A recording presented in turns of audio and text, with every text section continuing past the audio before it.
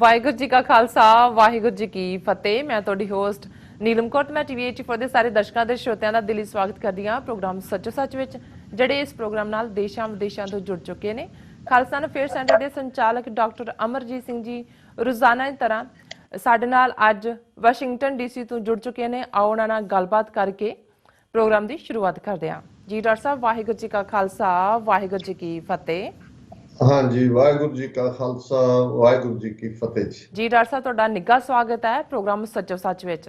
बहुत बहुत शुक्रिया। ਕਿ ਤੁਸੀਂ ਇੰਨੇ ਰੁਝੇਵਿਆਂ ਦੇ ਬਾਵਜੂਦ ਵੀ ਸਾਡੇ ਦਰਸ਼ਕਾਂ ਦੇ ਰੂਬਰੂ ਹੋਣ ਜਾ ਰਹੇ ਹੋ ਵਾਸ਼ਿੰਗਟਨ ਡੀਸੀ ਤੋਂ।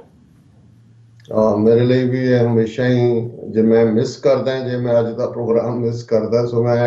अपने आप लिए भी ये प्रोग्राम करना मेरे लिए जरूरी हुंदा है, मेरी भी खुराक है। ਜੀ ਡਾਕਟਰ ਸਾਹਿਬ, ਤੁਹਾਡਾ ਬਹੁਤ ਬਹੁਤ ਸ਼ੁਕਰੀਆ। ਤੇ ਅੱਜ ਹੈਗੀ ਹੈ 6 ਅਪ੍ਰੈਲ 2017, 24 ਚੇਤ ਨਾਨਕਸ਼ਾਹੀ ਸੰਮਤ 549 ਦਾ ਦਿਨ ਹੈ। ਤੇ ਡਾਕਟਰ ਸਾਹਿਬ, ਪ੍ਰੋਗਰਾਮ ਸ਼ੁਰੂ ਕਰਨ ਤੋਂ ਪਹਿਲਾਂ ਅਸੀਂ ਆਪਣੇ ਦਰਸ਼ਕਾਂ ਨੂੰ ਦੱਸ ਦੇਣਾ ਚਾਹੁੰਦੇ ਹਾਂ ਕਿ ਜੇ ਤੁਸੀਂ ਟੀਵੀ 84 ਨੂੰ ਦੇਖਣਾ ਚਾਹੁੰਦੇ ਹੋ ਤੇ ਤੁਸੀਂ ਦੇਖ ਸਕਦੇ ਹੋ ਸਪੈਕਟਰਮ ਕੇਬਲ, ਆਰਚਿਨ cable, Bell 5 cable in Canada, roku, Jadoo box, ਸ਼ਾਵਾ, Facebook, online streaming, global CPN ਦੀ ਐਪ ਰਾਹੀਂ, ਟੀਵੀ 84 ਦੀ ਐਪ ਰਾਹੀਂ ਤੁਸੀਂ ਟੀਵੀ 84 ਨੂੰ ਦੇਖ ਸਕਦੇ ਹੋ। ਜੀ ਡਾਕਟਰ ਸਾਹਿਬ, ਅੱਜ ਦੇ ਇਸ਼ੂ ਬਾਰੇ ਤੁਸੀਂ ਕੀ ਕਹਿਣਾ ਚਾਹੋਗੇ? ਦੇਖੋ, ਜਿਵੇਂ ਅਸੀਂ ਆਪਣੇ ਪਿਛਲੇ ਪ੍ਰੋਗਰਾਮ ਵਿੱਚ ਜਿਹੜਾ ਕਿ ਪਰਸੋਂ ਅਸੀਂ ਨਿਊਯਾਰਕ ਤੋਂ ਕੀਤਾ ਸੀ ਆਪਣੇ ਸਟੂਡੀਓ ਚੋਂ, ਜੀ ਇਹ ਕਿਹਾ ਸੀ ਕਿ ਜਿਉਂ ਹੀ ਵਿਸਾਖ ਦੇ ਮਹੀਨੇ ਦੀ ਸ਼ੁਰੂਆਤ ਤੋਂ ਪਹਿਲਾਂ ਹੀ, ਹੋਲੇ ਮਹੱਲੇ ਤੋਂ ਬਾਅਦ ਅਪ੍ਰੈਲ ਦੀ ਸ਼ੁਰੂਆਤੀ ਜਿਹੜੀ ਹੈ ਗੱਲ, ਉਸ ਦੇ ਵਿੱਚ ਹੀ ਖਾਲਸਾ ਸਾਜਨਾ ਦਿਵਸ ਦਾ ਜਿਹੜਾ ਬੋਲਬਾਲਾ ਹੁੰਦਾ ਹੈ, ਫਿਜ਼ਾ ਦੇ ਵਿੱਚ ਤੁਸੀਂ ਚੜ੍ਹਦੀ ਕਲਾ ਮਹਿਸੂਸ ਕਰਦੇ ਹੋ। ਔਰ ਇਸ ਵਾਰ ਖਾਲਸਾ ਸਾਜਨਾ ਦਿਵਸ ਤੋਂ ਪਹਿਲਾਂ ਹੀ ਜਿਹੜੇ ਲੈਂਡਮਾਰਕ ਜਾਂ ਜਿਨ੍ਹਾਂ ਨੂੰ ਅਸੀਂ ਰੋਸ਼ਨ ਮੀਲ ਪੱਥਰ ਕਹਿ ਸਕਦੇ ਹਾਂ, ਜਿਹੜੇ ਕਿ ਇਸ ਵੇਲੇ ਗੱਡੇ ਜਾ ਰਹੇ ਨੇ ਪੋਲੀਟੀਕਲ ਅਰੀਨਾ ਦੇ ਵਿੱਚ, ਇਹ ਇੱਕ ਬਹੁਤ ਆਉਣ ਵਾਲੇ ਭਵਿੱਖ ਦੇ ਵਿੱਚ ਸਾਡੇ ਕੌਮੀ ਘਰ ਖਾਲਿਸਤਾਨ ਦੀ ਤਾਮੀਰ ਦੇ ਲਈ ਬੜੇ ਅਹਿਮ ਕਦਮ ਨੇ। ਔਰ ਪਰਸੋਂ ਦੇ ਪ੍ਰੋਗਰਾਮ 'ਚ ਅਸੀਂ ਦੱਸਿਆ ਸੀ ਕਿ ਕੱਲ ਜਿਹੜਾ ਕਿ ਬੀਤਿਆ ਕੱਲ ਹੈ 5 ਅਪ੍ਰੈਲ, ਕਿ 2 ਇੰਪੋਰਟੈਂਟ ਇਵੈਂਟਸ ਵਾਸ਼ਿੰਗਟਨ ਡੀਸੀ ਦੇ ਵਿੱਚ ਹੋਣਗੀਆਂ। ਇੱਕ ਤਾਂ ਠੀਕ ਕੱਲ ਦੁਪਹਿਰੇ 12:15 ਵਜੇ ਕਾਂਗਰੈਸ਼ਨਲ ਹਾਲ ਦੇ ਵਿੱਚ, ਜਾਂ ਹਾਲ ਆਫ ਕਾਂਗਰਸ ਜਿਹਨੂੰ ਕਹਿੰਦੇ ਨੇ, ਉਸ ਦੇ ਵਿੱਚ ਰਿਪਬਲਿਕਨ ਕਾਂਗਰਸਮੈਨ ਜਿਹੜੇ ਪੈਨਸਿਲਵੇਨੀਆ ਤੋਂ ਨੇ, ਔਰ ਜਿਹੜੇ ਅਮਰੀਕਨ ਸਿੱਖ ਕਾਂਗਰੈਸ਼ਨਲ ਕਾਕਸ ਦੇ ਕੋਚੇਅਰ ਨੇ ਕਾਂਗਰਸਮੈਨ ਗਰਮੰਡੀ ਦੇ ਨਾਲ, ਉਹਨਾਂ ਜਦੋਂ ਇਹ ਸਾਡੇ ਲਈ ਫਖਰ ਔਰ ਮਾਣ ਵਾਲੀ ਗੱਲ ਸੀ ਕਿ 50 ਦੇ ਕਰੀਬ ਸਿੱਖ ਨੁਮਾਇੰਦੇ ਜਿਹੜੇ ਕਿ ਅਮਰੀਕਾ ਦੀਆਂ ਅੱਡ-ਅੱਡ ਸਟੇਟਾਂ ਤੋਂ ਦਰਸ਼ਕ ਗੈਲਰੀ ਦੇ ਵਿੱਚ ਮੌਜੂਦ ਸਨ। ਇਹ ਸੌਖੀ ਪ੍ਰੋਸੈਸ ਨਹੀਂ ਸੀ। ਜੇ 12 ਵਜੇ ਦੇ ਕਰੀਬ ਉਹ ਮਤਾ ਪੜ੍ਹਿਆ ਜਾਣਾ ਸੀ ਤੇ ਸਾਡਾ ਸਫ਼ਰ ਸਵੇਰੇ ਜਿੱਥੇ ਮੈਂ ਠਹਿਰਿਆ ਉੱਥੋਂ ਅਸੀਂ 10 ਵਜੇ ਦੇ ਰਾਊਂਡ ਸ਼ੁਰੂ ਕੀਤਾ ਤੇ ਪਹੁੰਚਦਿਆਂ ਦਾ ਵਕਤ ਲੱਗਾ ਹੀ। ਔਰ ਘੱਟੋ ਘੱਟ 5 ਡਿਫਰੈਂਟ ਸਿਕਿਉਰਿਟੀ ਬੈਰੀਅਰਸ ਇਨਸਾਈਡ, ਜਿੱਥੇ ਤੁਸੀਂ ਮੁਕੰਮਲ ਆਪਣੀ ਸਿਕਿਉਰਿਟੀ ਚੈੱਕ ਕਰਕੇ ਅੰਦਰ ਜਾਂਦੇ ਹੋ। ਕਾਂਗਰਸਮੈਨਾਂ ਦੇ ਸਟਾਫਰ ਸਾਡੇ ਨਾਲ ਸਨ। ਉੱਥੋਂ ਤੱਕ ਪਹੁੰਚਣਾ ਹੀ ਜਿਹੜਾ ਆਪਣੇ ਆਪ ਦੇ ਵਿੱਚ ਲੱਗਦਾ ਸੀ ਕਿ ਭਾਈ ਜਿਵੇਂ ਤੁਸੀਂ ਇੱਕ ਆਪਣੇ ਨਿਸ਼ਾਨੇ ਤੇ ਪਹੁੰਚ ਗਏ ਹੋ। ਔਰ ਅੰਦਰ ਜਾ ਕੇ ਇੱਕ ਫਖਰ ਮਹਿਸੂਸ ਹੋਇਆ ਕਿ ਜਿਉਂ ਹੀ ਸਪੀਕਰ ਹਾਊਸ ਦੇ ਪੌਲ ਬ੍ਰਾਇਨ, ਜਿਹੜੇ ਕਿ ਵਿਸਕੌਨਸਨ ਨੂੰ ਰਿਪਰੈਜ਼ੈਂਟ ਕਰਦੇ ਨੇ, ਉਹ ਵੀ ਸਿੱਖ ਦੋਸਤ ਨੇ, ਕਿਉਂਕਿ ਮੈਨੂੰ ਯਾਦ ਹੈ ਕਿ ਜਦੋਂ ਓਕ ਕਰੀਕ ਦੇ ਵਿੱਚ 3 ਸਾਲ ਪਹਿਲਾਂ ਜਿਹੜੇ 6 ਬੇਗੁਨਾਹ ਸਿੱਖ ਗੁਰਦੁਆਰਾ ਸਾਹਿਬ ਦੇ ਅੰਦਰ ਆ ਕੇ ਇੱਕ ਕਾਤਲ ਰੇਸਿਸਟ ਗੋਰੇ ਨੇ ਮਾਰੇ, ਔਰ ਉਸ ਵੇਲੇ ਉਸ ਹਲਕੇ ਦੀ ਨੁਮਾਇੰਦਗੀ ਕਰਦੇ ਨੇ ਕਾਂਗਰਸ ਦੇ। ਜਿਵੇਂ ਉਹਨਾਂ ਨੇ ਸਿੱਖਾਂ ਦਾ ਸਾਥ ਦਿੱਤਾ, ਜਿਵੇਂ ਪਰਿਵਾਰ ਦੇ ਮੈਂਬਰ ਹੁੰਦੇ ਨੇ, ਇਵੇਂ ਉਹ ਨਾਲ ਨਿਭੇ ਸਨ। ਔਰ ਬਾਅਦ ਦੇ ਵਿੱਚ ਉਹਨਾਂ ਨੇ ਸਿੱਖਾਂ ਦੀ ਤਾਰੀਫ ਦੇ ਵਿੱਚ ਵੀ ਹਾਊਸ ਦੇ ਵਿੱਚ ਮਤਾ ਪਾਸ ਕਰਵਾਇਆ ਸੀ। ਔਰ ਇਸ ਵੇਲੇ ਕਿਉਂਕਿ Republican party, Donald Trump president ਨੇ, ਔਰ ਮੋਸਟ ਪਾਵਰਫੁਲ ਪੋਸਟ ਜਿਹੜੀ ਹੈ ਅਮਰੀਕਨ ਪੋਲੀਟੀਕਲ ਹਾਇਰਾਰਕੀ ਦੇ ਵਿੱਚ ਪ੍ਰੈਜ਼ੀਡੈਂਟ, ਵਾਈਸ ਪ੍ਰੈਜ਼ੀਡੈਂਟ ਤੋਂ ਬਾਅਦ ਸਪੀਕਰ ਆਫ ਦਾ ਹਾਊਸ ਦੀ ਹੁੰਦੀ ਹੈ। ਸੋ ਉਹਨਾਂ ਨੇ ਠੀਕ 12:13-14 ਦੇ ਉੱਤੇ ਉਹਨਾਂ ਨੇ ਸੱਦਾ ਦਿੱਤਾ ਕਾਂਗਰਸਮੈਨ ਜਿਹੜੇ ਪੈਟਰਿਕ ਮੋਹਾਨ ਜਿਹੜੇ ਨੇ ਉਹਨਾਂ ਨੂੰ ਕਿ ਉਹ ਮਤਾ ਪੜ੍ਹਨ। ਔਰ ਉਹਨਾਂ ਨੇ ਉਸ ਮਤੇ ਬਾਰੇ ਮੈਂ ਵੇਰਵੇ ਚ ਨਹੀਂ ਜਾਵਾਂਗਾ ਕਿਉਂਕਿ ਪਰਸੋਂ ਦੇ ਪ੍ਰੋਗਰਾਮ ਚ ਮੈਂ ਉਸ ਦਾ ਜਿਹੜਾ ਇੱਕ ਉਸ ਦੀ ਵੇਅਰ ਐਜ਼ ਜਦੋਂ ਕਿ ਉਸ ਦੀ ਪੰਜਾਬੀ ਕੀਤੀ ਸੀ। ਸੋ ਉਹਨਾਂ ਨੇ ਉਹ ਮਤਾ ਪੜ੍ਹਿਆ। ਔਰ ਹਾਊਸ ਦੇ ਵਿੱਚ ਤੁਸੀਂ ਕੋਈ ਵੀ ਚੀਜ਼, ਇਹ ਨਹੀਂ ਹੁੰਦਾ ਕਿ ਕੋਈ ਤਾੜੀਆਂ ਮਾਰ ਰਿਹਾ ਜਾਂ ਕੋਈ ਅਦਰਵਾਈਜ਼ ਉੱਥੇ ਤਾਂ ਸਾਹ ਲੈਂਦਿਆਂ ਵੀ ਲੱਗਦਾ ਵੀ ਉਹਦੀ ਵੀ ਆਵਾਜ਼ ਰਿਕਾਰਡ ਹੋ ਰਹੀ ਹੈ। ਜੀ ਲੇਕਿਨ ਉਹਨਾਂ ਨੇ ਔਰ ਬਾਅਦ 'ਚ ਜਦੋਂ ਅਸੀਂ ਉਹਨਾਂ ਦੇ ਰੈਜ਼ੀਡੈਂਸ 'ਚ ਉਹਨਾਂ ਨੂੰ ਮਿਲੇ, ਉਹਨਾਂ ਨੇ ਕਿਹਾ ਮੈਂ ਥੋੜਾ ਪ੍ਰੋਟੋਕਾਲ ਵਾਇਓਲੇਟ ਕੀਤਾ ਹੈ, ਕਿਉਂਕਿ ਉਹਨਾਂ ਨੇ ਜਦੋਂ ਮਤਾ ਪੜ੍ਹ ਰਹੇ ਸੀ ਤੇ ਸਾਰੇ ਲੋਕਾਂ ਦਾ, ਕਾਂਗਰਸਮੈਨ ਔਰ ਜਿਹੜੇ ਦੂਸਰੇ ਵੀ ਦਰਸ਼ਕ ਬੈਠੇ ਸੀ, ਉਹਨਾਂ ਦਾ ਧਿਆਨ ਲੈਣ ਦੇ ਲਈ ਉਹਨਾਂ ਨੇ ਗੈਲਰੀ ਵੱਲ ਦੇਖਿਆ, ਜਿੱਥੇ ਕਿ ਸਿੱਖ ਨੁਮਾਇੰਦੇ ਜਿਹੜੇ ਨੇ ਉਹ ਬੈਠੇ ਹੋਏ ਸਨ। ਸੋ ਉਹ ਇੱਕ, ਜਿਵੇਂ ਤੁਸੀਂ ਕਈ ਵਾਰ ਜਿਹੜੀਆਂ ਮੂਮੈਂਟਸ ਤੁਹਾਡੀ ਜ਼ਿੰਦਗੀ 'ਚ ਪ੍ਰਾਊਡ ਮੂਮੈਂਟਸ ਹੁੰਦੀਆਂ ਨੇ, ਉਹ ਸੀ, ਉਹਨੂੰ ਮੀਡੀਆ ਅੰਦਰ ਕਵਰ ਨਹੀਂ ਸੀ ਕਰ ਸਕਦਾ, ਪਰ ਉਹਨਾਂ ਦੀ ਫੇਸਬੁੱਕ ਦੇ ਉੱਤੇ ਨਾਲ ਹੀ ਉਹ ਆਇਆ ਵੀ, ਔਰ ਸੀ ਸਪੈਨ ਨੇ ਵੀ ਉਹਨੂੰ ਕਵਰ ਕੀਤਾ। ਉਸ ਤੋਂ ਬਾਅਦ ਸਾਰੇ ਸਿੱਖ ਨੁਮਾਇੰਦੇ ਜਿਹੜੇ ਨੇ ਉਹ ਬਾਹਰ, ਅਸੀਂ ਓਪਨ ਕੈਪੀਟਲ ਦੇ ਸਾਹਮਣੇ ਆਏ, ਔਰ ਉੱਥੇ ਜਿਹੜਾ ਪਿਕਚਰ ਸੈਸ਼ਨ ਵੀ ਹੋਇਆ, ਫੋਟੋ ਸੈਸ਼ਨ, ਜੀ ਔਰ ਸ਼ਾਮ ਦਾ ਪ੍ਰੋਗਰਾਮ ਜਿਹੜਾ 5 ਤੋਂ 7, ਔਰ ਮੈਨੂੰ ਇਸ ਗੱਲ ਦੀ ਖੁਸ਼ੀ ਔਰ ਮਾਣ ਹੈ ਕਿ ਸਾਡੇ TV 84 ਦੇ ਦਰਸ਼ਕ ਹੁਣ ਹਰ ਉਸ ਪ੍ਰੋਗਰਾਮ ਦੀ ਬੜੀ ਸ਼ਿੱਦਤ ਨਾਲ ਇੰਤਜ਼ਾਰ ਕਰਦੇ ਨੇ ਜਿਨ੍ਹਾਂ ਚੋਂ ਕੌਮੀ ਪ੍ਰਾਈਡ ਨਿਕਲਦਾ ਹੈ। ਜੀ ਸੋ ਸਾਡੀ TV 84 ਦੀ ਕੈਮਰਾ ਟੀਮ ਜਿਹੜੀ ਹੈ ਉਹ ਨਾਲ ਹੀ ਸਾਡੇ, ਅਸੀਂ ਪਰਸੋਂ ਆਈ, ਔਰ ਕੱਲ ਜਿੱਥੇ ਉਹਨਾਂ ਨੇ ਬੜਾ ਸਪੌਂਟੇਨੀਅਸ ਕੈਪੀਟਲ ਹਿੱਲ ਦੇ ਬਾਹਰ ਫੋਟੋ ਸੈਸ਼ਨ, ਉਹਨਾਂ ਪਿਕਚਰਸ ਨੂੰ 4 ਚੁਫੇਰੇ ਖਿੰਡਾਇਆ ਫੇਸਬੁੱਕ ਤੇ, ਔਰ ਦੂਸਰੇ ਸ਼ਾਇਦ ਰਾਇਟਰ ਨਿਊਜ਼ ਏਜੰਸੀ ਨੇ ਵੀ ਇਸ ਦੇ ਉੱਤੇ ਖਬਰ ਪਿਕ ਕੀਤੀ ਹੋਏ, ਕਿਉਂਕਿ ਉਹਨਾਂ ਦੇ ਅੰਮ੍ਰਿਤਸਰ ਬੇਸਡ ਨੁਮਾਇੰਦਿਆਂ ਨੂੰ ਵੀ ਜਿਹੜੀ ਹੈ ਵੀਡੀਓ ਕਲਿੱਪ ਔਰ ਪਿਕਚਰ ਇਮੀਡੀਏਟਲੀ TV 84 ਦੀ ਟੀਮ ਨੇ ਭੇਜੀ। ਜੀ ਔਰ ਸ਼ਾਮ ਦਾ ਪ੍ਰੋਗਰਾਮ ਜਿਹੜਾ ਸੀ ਉਹ ਲਾਈਵ ਕੀਤਾ, ਔਰ ਸਟੂਡੀਓ 'ਚ ਬੈਠੇ ਸਾਡੇ ਟੈਕਨੀਕਲ ਟੀਮ ਦੇ ਹੈਡ ਜਿਹੜੇ ਨੇ ਉਹਨਾਂ ਨੇ ਵੀ ਪੂਰਾ ਉਸ ਨੂੰ ਨਾਲ ਦੀ ਨਾਲ ਸਾਰਾ ਕੈਪਚਰ ਕਰਦੇ ਗਏ, ਔਰ ਫੁੱਲ 8 ਤੋਂ ਬਾਅਦ 9:15 ਵਜੇ ਤੱਕ ਦਰਸ਼ਕਾਂ ਨੇ ਉਸ ਪ੍ਰੋਗਰਾਮ ਦਾ ਆਨੰਦ ਮਾਣਿਆ। ਔਰ ਮੈਂ ਦੇਖ ਰਿਹਾ ਸੀ ਕਿ ਕੁਝ ਮਿੰਟਾਂ ਦੇ ਵਿੱਚ ਹੀ ਲਾਈਵ ਜਿਹੜੇ ਜਾਣ ਵਾਲੇ ਨੇ, ਦੇਖਣ ਵਾਲੇ ਨੇ, 4-5 ਹਜ਼ਾਰ ਦੇ ਕਰੀਬ ਸਿਰਫ ਫੇਸਬੁੱਕ ਦੇ ਉੱਤੇ ਸੀ। ਜਦੋਂ ਅਸੀਂ ਇਹ ਨੰਬਰ ਦਿੰਦੇ ਆ ਤੇ ਜਿਹੜੇ 8-9 ਦੂਸਰੇ ਹੋਰ ਗੈਜਟਸ ਨੇ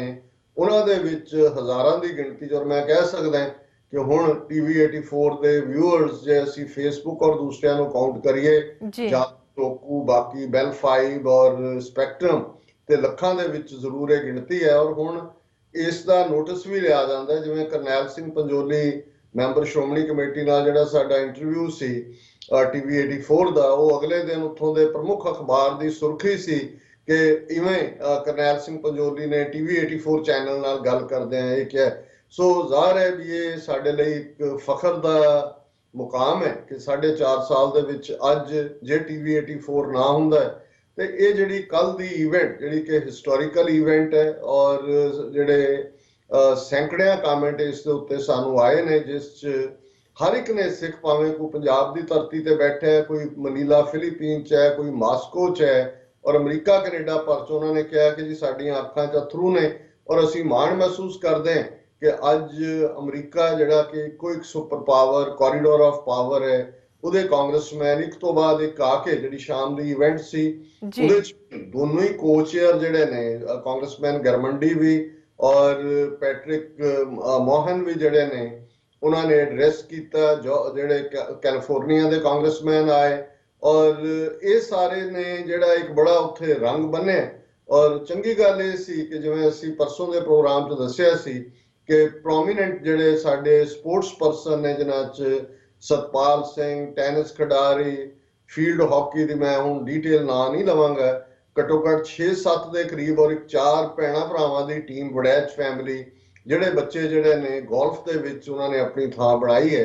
ਉਹਨਾਂ ਸਾਰਿਆਂ ਨੂੰ ਸਨਮਾਨਿਤ ਕੀਤਾ ਗਿਆ, ਔਰ ਬੜੇ ਚੰਗੇ ਅੰਦਾਜ਼ ਦੇ ਵਿੱਚ ਇਹ ਸਾਰੀ ਇਵੈਂਟ ਹੋਈ। ਹੁਣ ਇਸ ਦੇ ਨਾਲ ਹੀ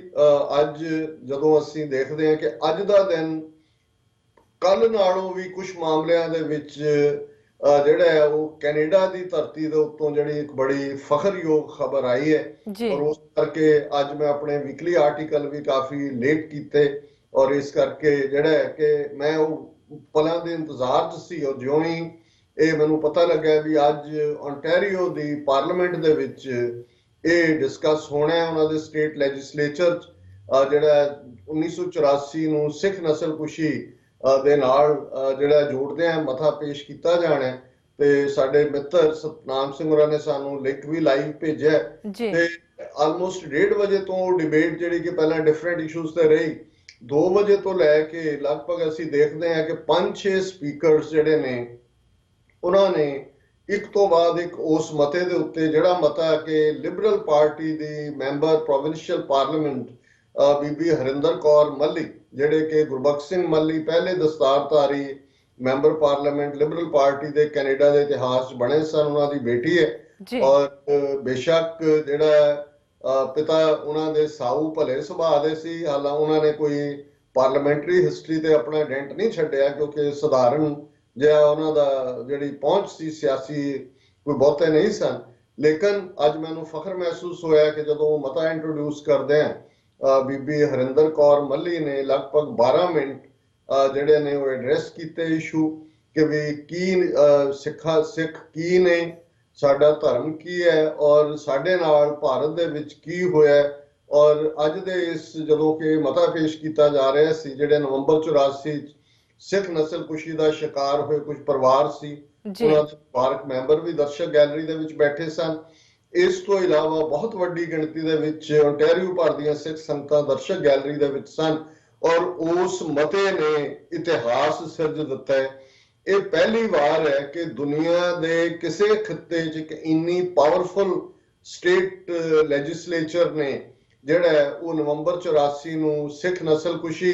ਐਲਾਨਿਆ ਔਰ ਯੂਨੈਨਿਮਸ। ਔਰ ਉਸ ਜਿਹੜੀ ਕਿ ਅੱਡ-ਅੱਡ ਕੰਜ਼ਰਵੇਟਿਵ ਪਾਰਟੀ ਔਰ ਲਿਬਰਲ ਪਾਰਟੀ ਤੋਂ ਇਲਾਵਾ NDP, ਔਰ ਇਸ ਗੱਲ ਦਾ ਵੀ ਧਿਆਨ ਰਿਹਾ ਕਿ ਕਿਵੇਂ ਪੋਲੀਟੀਕਲ ਪੋਜੀਸ਼ਨਸ ਬਦਲਦੀਆਂ। ਬਹੁਤ ਵਾਰ ਇੱਕ ਅੱਧਾ ਯਤਨ ਜਦੋਂ ਕੋਈ ਹੋਏ ਤੇ ਸਫਲ ਨਾ ਹੋਏ ਤੇ ਅਸੀਂ ਨਿਰਾਸ਼ ਹੋ ਕੇ ਨਾ ਬੈਠੀਏ। ਪਿਛਲੀ ਵਾਰ ਜੂਨ ਦੇ ਮਹੀਨੇ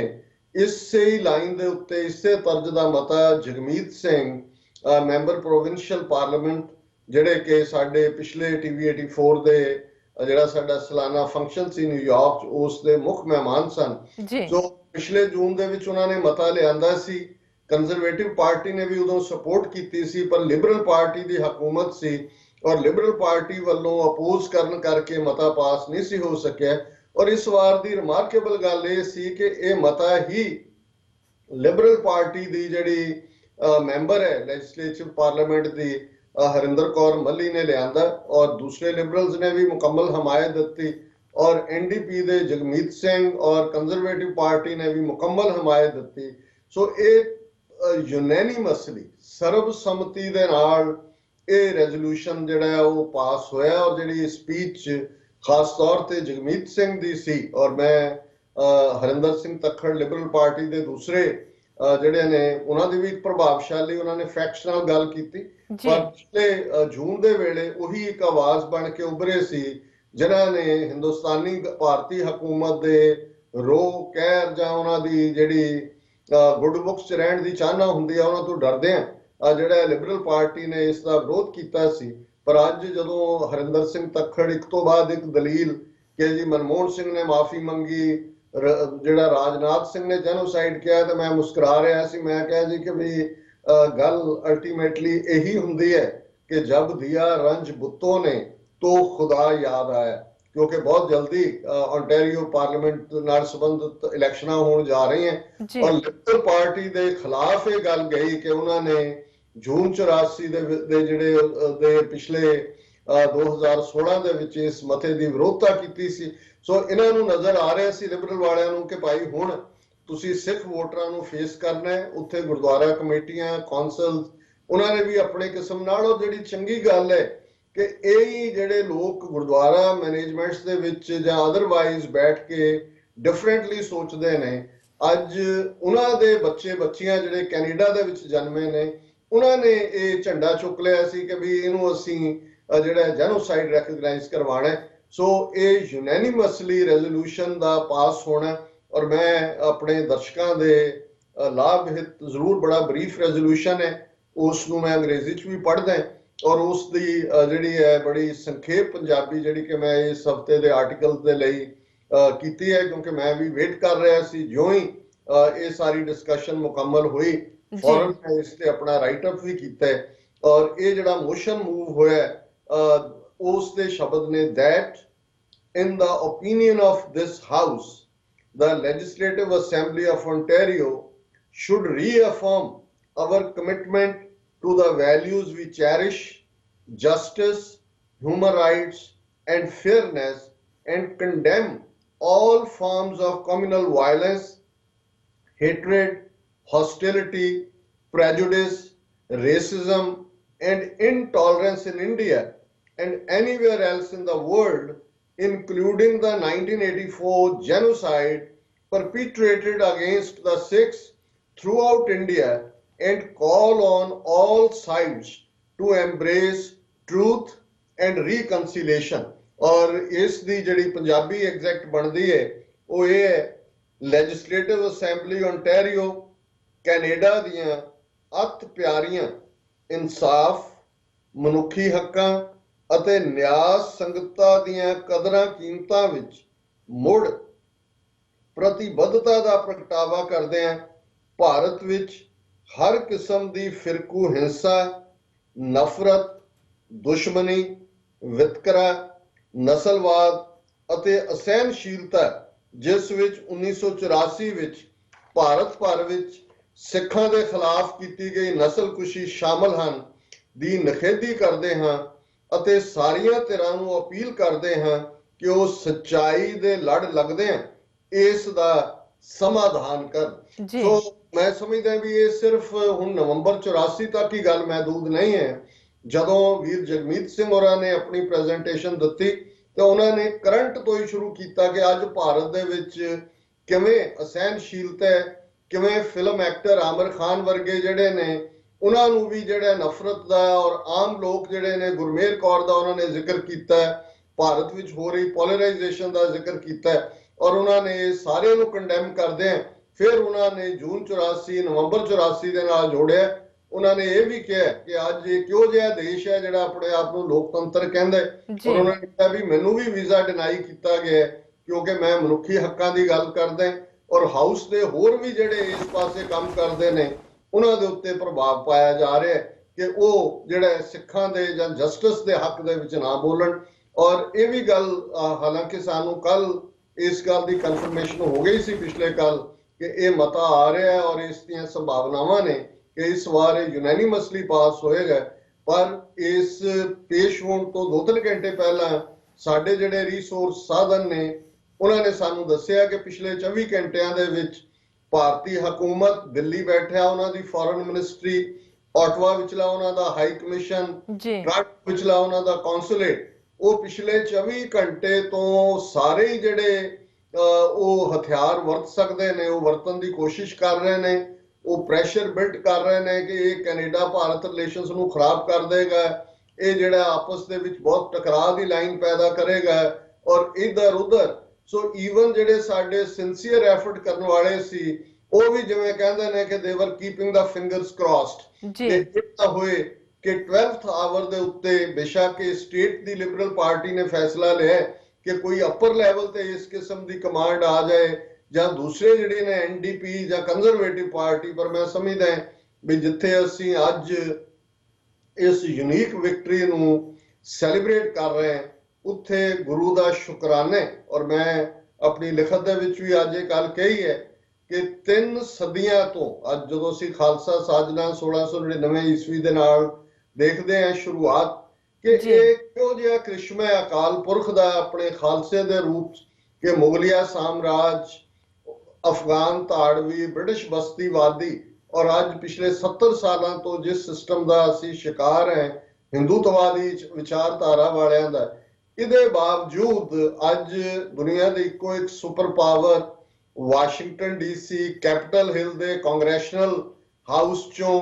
ਕੈਪੀਟਲ ਹਿੱਲ ਚੋਂ, ਰੇਬਰਨ ਬਿਲਡਿੰਗ ਚੋਂ ਇੱਕ ਤੋਂ ਬਾਅਦ ਇੱਕ ਕਾਂਗਰਸਮੈਨ ਖਲੋ ਕੇ ਸਿੱਖਾਂ ਦੀ ਤਾਰੀਫ ਕਰ ਰਿਹਾ ਹੈ, ਸਿੱਖ ਕੌਮ ਦੀ ਗੱਲ ਕਰ ਰਿਹਾ ਹੈ, ਖਾਲਸਾ ਸਾਜਨਾ ਦਿਵਸ ਦੀ ਗੱਲ ਹੋ ਰਹੀ ਹੈ, ਸਿੱਖਾਂ ਦੀ ਖੇਡ ਕਬੱਡੀ ਬਾਰੇ ਕੱਲ ਸ਼ਾਮ ਦੇ ਪ੍ਰੋਗਰਾਮ ਦੋਨੋਂ ਹੀ ਕਾਂਗਰਸਮੈਨਾਂ ਨੇ ਕਿਹਾ ਜੀ ਅਸੀਂ ਤਾਂ ਆਪਣੇ ਹਲਕਿਆਂ ਦੇ ਵਿੱਚ ਇੰਜੋਏ ਕਰਦੇ ਹਾਂ ਕਬੱਡੀ ਵੀ, ਪਰ ਇਹ ਚੰਗੀ ਗੱਲ ਹੈ ਵੀ ਅਸੀਂ ਅਖਾੜੇ 'ਚ ਨਹੀਂ ਉਤਰਦੇ, ਨਹੀਂ ਤਾਂ ਹੱਡੀਆਂ ਸਾਡੀਆਂ ਟੁੱਟੀਆਂ ਹੋਣ। ਔਰ ਇਹ ਮੈਂ ਸਮਝਦਾ ਵੀ ਇਹ ਇੱਕ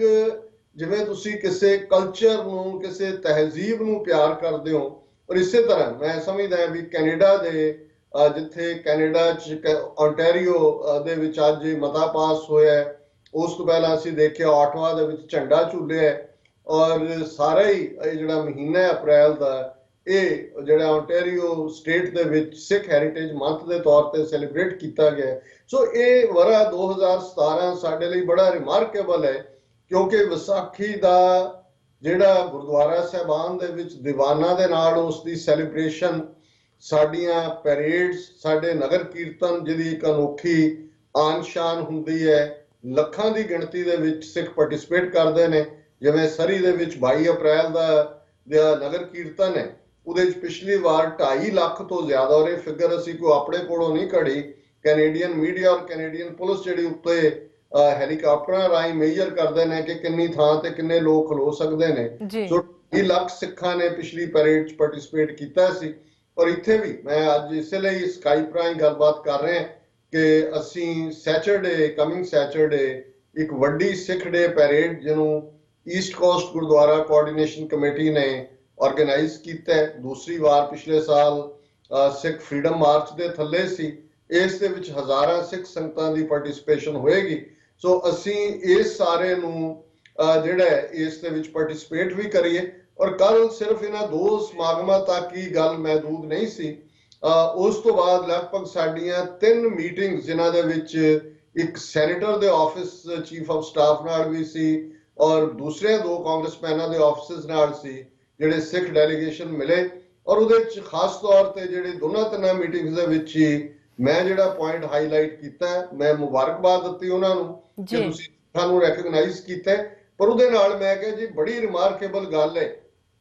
ਕਿ ਡੋਨਲਡ ਟਰੰਪ ਐਡਮਿਨਿਸਟ੍ਰੇਸ਼ਨ ਨੇ ਪਹਿਲੀ ਵਾਰ ਕਸ਼ਮੀਰ ਦੇ ਮੁੱਦੇ ਦੇ ਉੱਤੇ ਇੱਕ ਬੜੀ ਬੋਲਡ ਅਪਰੋਚ ਲਈ ਹੈ। ਪਿਛਲੇ ਐਡਮਿਨਿਸਟ੍ਰੇਸ਼ਨ ਇਹੀ ਕਹਿੰਦੇ ਰਹੇ ਕਿ ਜੀ ਇਹ ਜਿਹੜਾ ਹੈ ਇਹ ਬਾਈਲੇਟਰਲ ਹੈ, ਇੰਡੀਆ ਪਾਕਿਸਤਾਨ ਆਪਸੀ ਗੱਲਬਾਤ ਰਾਹੀਂ ਨੂੰ ਸੁਲਝਾਉਣ। ਪਰ ਮੈਂ ਕਿਹਾ ਜੀ ਜਿਵੇਂ ਤੁਹਾਡੀ ਅਮਰੀਕਾ ਦੀ ਸਾਡੀ ਐਂਬੈਸਡਰ ਯੂਨਾਈਟਿਡ ਨੇਸ਼ਨਸ ਦੇ ਵਿੱਚ ਇਸ ਵੇਲੇ ਜਿਹੜੀ ਸਿਕਿਉਰਿਟੀ ਕਾਉਂਸਲ ਦੀ ਇਸ ਵੇਲੇ ਚੇਅਰਪਰਸਨ ਬਣੀ ਹੈ ਅਪ੍ਰੈਲ ਮਹੀਨੇ ਲਈ, ਨਿੱਕੀ ਰੰਧਾਵਾ, ਉਹਨੇ ਜਿਹੜੀ ਇਹ ਲਾਈਨ ਲਈ ਹੈ ਕਿ ਭਾਈ ਅਸੀਂ ਸਿਰਫ ਚੁੱਪ ਕਰਕੇ ਨਹੀਂ ਬੈਠਾਂਗੇ ਔਰ ਇਹਨੂੰ ਇੱਕ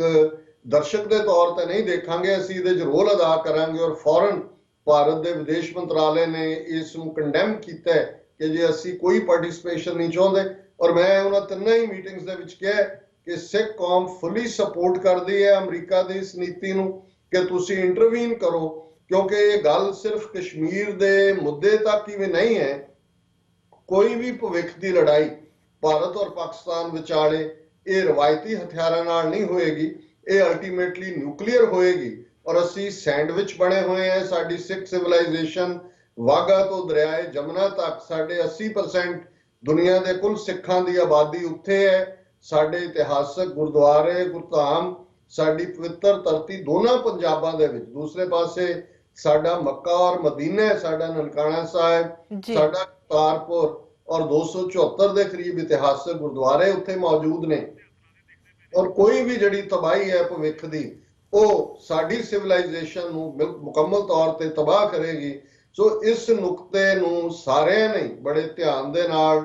ਵਿਚਾਰਿਆ, ਨੋਟਸ ਵੀ ਲਏ। ਔਰ ਅਸੀਂ ਇਹ ਦੱਸਣ ਦੀ ਕੋਸ਼ਿਸ਼ ਕਰ ਰਹੇ ਹਾਂ ਕਿ ਇਸ ਮਾਮਲੇ ਜਿਹੜਾ ਭਾਰਤ ਸਰਕਾਰ ਨੇ ਅਮਰੀਕਾ ਦੀ ਨਿਖੇਧੀ ਕੀਤੀ ਹੈ, ਇਸ ਦੇ ਉਲਟ ਸਿੱਖ ਕੌਮ ਇਸ ਗੱਲ ਦੀ ਵਜ਼ਾਹਤ ਕਰਦੀ ਹੈ, ਹਮਾਇਤ ਕਰਦੀ ਹੈ ਕਿ ਅਮਰੀਕਾ ਸਾਊਥ ਏਸ਼ੀਆ ਦੇ ਵਿੱਚ ਭਾਰਤ ਪਾਕਿਸਤਾਨ ਦੇ ਵਿਚਾਲੇ ਔਰ ਖਾਸ ਤੌਰ ਤੇ ਕਸ਼ਮੀਰ ਦਾ ਮੁੱਦਾ ਹੈ। ਔਰ ਜਦੋਂ ਇਸ ਮੁੱਦੇ 'ਚ ਅਮਰੀਕਾ ਦੀ ਵਿਚੋਲਗੀ ਹੋਏਗੀ ਤੇ ਜ਼ਾਹਰ ਹੈ ਕਿ ਫਿਰ ਨੈਕਸਟ ਮੁੱਦਾ ਜਿਹੜਾ ਹੈ ਸਾਡਾ ਖਾਲਿਸਤਾਨ ਦੀ ਕਾਇਮੀ ਦਾ, ਦਰਿਆਏ ਜਮਨਾ ਤੋਂ ਵਾਘਾ ਤੱਕ ਖਾਲਿਸਤਾਨ ਦੀ ਪ੍ਰਾਪਤੀ ਦਾ ਹੋਏਗਾ। ਸੋ ਸਾਡੇ ਲਈ ਇਹ ਵਰਾ 2017 ਬੜਾ ਪੋਲੀਟੀਕਲ ਅਹਿਮੀਅਤ ਵਾਲਾ ਹੈ। ਔਰ ਅਮਰੀਕਾ ਕੈਨੇਡਾ ਨੇ ਇਹ ਮੈਸੇਜ ਦਿੱਤਾ ਹੈ, ਉਹਨਾਂ ਦੀਆਂ ਲੈਜਿਸਲੇਟਿਵ ਅਸੈਂਬਲੀਜ਼ ਨੇ, ਉਹਨਾਂ ਦੇ ਲਾਅ ਮੇਕਰਸ ਨੇ ਕਿ ਝਲਕ ਸੁੰਦਰ ਤੋਂ ਰੋਸ਼ਨ ਪੰਦ ਹੋਏ, ਕੀ ਗਮ ਜੇ ਸਿਰ ਤੇ ਪੰਡਾਂ ਭਾਰੀਆਂ ਨੇ। ਜੀ ਡਾਕਟਰ ਸਾਹਿਬ, ਤੁਹਾਡਾ ਬਹੁਤ ਬਹੁਤ ਸ਼ੁਕਰੀਆ। ਤੁਸੀਂ ਇਹ ਬੜੀਆਂ ਹੀ ਗੁੱਡ ਨਿਊਜ਼ ਸਾਡੇ ਦਰਸ਼ਕਾਂ ਨਾਲ ਸਾਂਝੀਆਂ ਕੀਤੀਆਂ। ਇੱਥੇ ਲੈਣੇ ਆ ਬ੍ਰੇਕ। ਵਿਊਅਰਸ ਤੁਸੀਂ ਸਾਡੇ ਨਾਲ ਇਸ ਤਰ੍ਹਾਂ ਬਣੇ ਰਹਿਣਾ, ਮਿਲਦੇ ਆ ਆਫਟਰ ਦਿਸ ਸ਼ਾਰਟ ਬ੍ਰੇਕ।